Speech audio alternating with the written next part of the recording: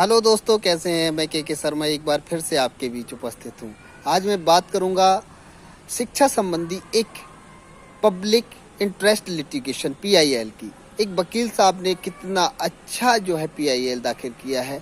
अब देखते हैं कहां तक उसमें वो खरे उतरते हैं।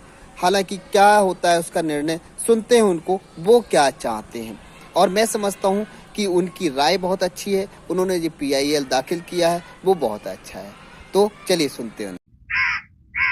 देश में one nation one education board, one nation one syllabus, one nation one curriculum लागू करने की मांग वाली पीआईएल पे कोर्ट में सुनवाई हुई है। हमने ये मांग किया है कि राइट टू एजुकेशन एक्ट को बदल के राइट टू इक्वल एजुकेशन बनाया जाए और पूरे देश में सिलेबस कॉमन किया जाए। बंगाल वाला बंगाली में पढ़े, गुजरात वाला गुजराती में पढ़े, महाराष्ट्र वाला मराठी में पढ़े, तमिलनाडु वाला अपनी तमिल में पढ़े, लेकिन सिलेबस और करिकुलम एक समान होना चाहिए। फिजिक्स का, केमिस्ट्री का, मैथ का, जूलॉजी का, बॉटनी का, इंग्लिश का, हिंदी का, संस्कृत का, ये सारे सिलेबस कॉमन होने चाहिए पूरे देश में। और वो इसलिए जरूरी है क्योंकि सारे के सारे कॉम्पिटिटिव जो एग्जाम हो रहे हैं उनका पेपर एक हो रहा है। इंजीनियरिंग का एक ही एग्जाम होता है पूरे देश के लिए, मेडिकल का एक ही एंट्रेंस एग्जामिनेशन होता है पूरे देश के लिए, एनडीए का एक ही एग्जाम होता है पूरे देश के लिए। इसी तरीके से आईएएस का जो पेपर होता है वो सबके लिए कॉमन होता है, पीसीएस का पेपर सबके लिए कॉमन होता है, बैंक का पेपर सबके लिए कॉमन होता है, रेलवे का पेपर सबके लिए कॉमन होता है। और अब तो यूनिवर्सिटी में एडमिशन के लिए कॉमन जो सीयूईटी हो रहा है वो भी सबके लिए एक पेपर कॉमन है। अब जब एंट्रेंस एग्जामिनेशन का पेपर एक है तो फिर अलग अलग सिलेबस क्यों पढ़ाया जा रहा है? सीबीएसई कुछ अलग पढ़ा रहा है, आईसीएसई कुछ अलग पढ़ा रहा है, यूपी बोर्ड अलग पढ़ा रहा है, बिहार बोर्ड अलग पढ़ा रहा है, बंगाल बोर्ड अलग पढ़ा रहा है। और सारी पढ़ाई करने के बाद जब बच्चा जाएगा एग्जाम देने, उसके लिए सबके लिए एक पेपर होगा। अगर पेपर सीबीएसई के पैटर्न पे सेट होता है तो बाकी स्टेट बोर्ड वालों को इक्वल अपॉर्चुनिटी नहीं मिलती।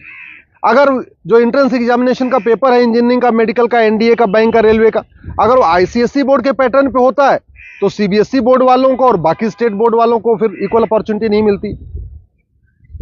राइट टू एजुकेशन हमारा फंडामेंटल राइट है, इसलिए हमने कोर्ट से ये कहा है कि आप केंद्र सरकार को निर्देश दीजिए, एनसीईआरटी को कहिए एक कॉमन सिलेबस, कॉमन करिकुलम तैयार करे।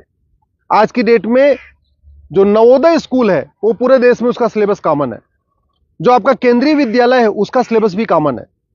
और अगर आप बाहर देखिए, अमेरिका में यूनिफॉर्म एजुकेशन है, चाइना में यूनिफॉर्म एजुकेशन है, फ्रांस में यूनिफॉर्म एजुकेशन है, जापान में यूनिफॉर्म एजुकेशन है, सिंगापुर में यूनिफॉर्म एजुकेशन है, रसिया में यूनिफॉर्म एजुकेशन है, दुनिया के कई देशों में यूनिफॉर्म एजुकेशन होता है, यानी सिलेबस करिकुलम सबका कॉमन होता है।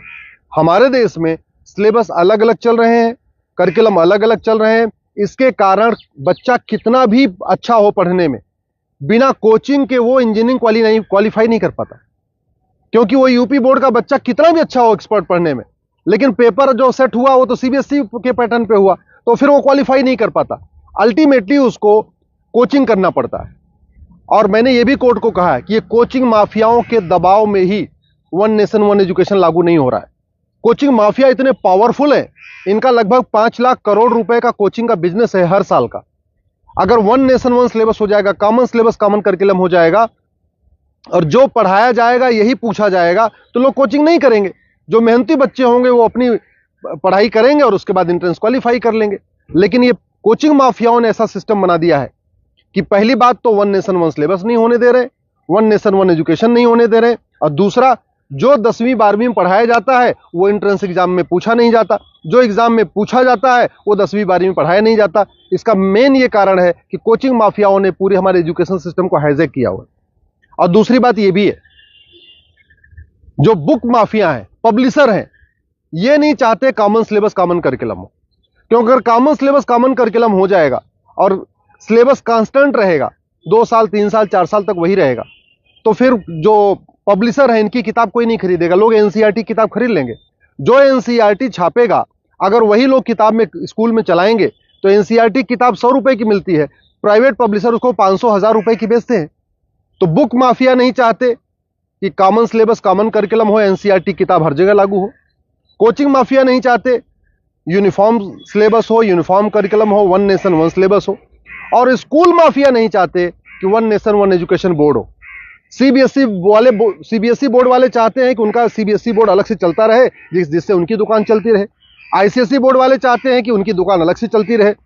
तो इसलिए ना सीबीएसई बोर्ड वाले चाहते हैं one nation one syllabus, one nation one education board हो, ना आईसीएसई बोर्ड वाले चाहते हैं। और इसका नतीजा ये हो रहा है कि आम जनता, आम बच्चा पिस रहा है इस पूरे माफिया राज में। इसलिए मैं कोर्ट से निवेदन किया है। कोर्ट ने केंद्र सरकार के शिक्षा मंत्रालय को और कानून मंत्रालय को 4 हफ्ते के अंदर जवाब दाखिल करने के लिए कहा है। एनसीईआरटी, सीबीएसई बोर्ड और आईसीएसई बोर्ड को बोला है 4 हफ्ते के अंदर जवाब दाखिल करिए। दिल्ली सरकार को भी बोला है कि आप भी अपना स्टैंड क्लियर करिए। आप क्या चाहते हैं? आप one nation one syllabus, one nation one curriculum चाहते हैं या नहीं चाहते? आप one nation one education board चाहते नहीं चाहते? और 4 हफ्ते के बाद जवाब आ जाएगा। फिर 11 दिसंबर को इसकी अगली सुनवाई होगी। मैं आप लोगों से निवेदन करता हूं, इस वीडियो को जन जन पहुंचाइए, इस वीडियो को घर घर पहुंचाइए। कॉमन सिलेबस होगा, कॉमन करिकुलम होगा तो सबको इक्वल अपॉर्चुनिटी मिलेगी। यूनिफॉर्म एजुकेशन से सबसे बड़ा फायदा होगा, जातिवाद खत्म होगा, क्लासेस खत्म होगी, भाषावाद खत्म होगा, क्षेत्रवाद भी खत्म होगा और जिहाद और मजहबी उन्माद भी खत्म होगा।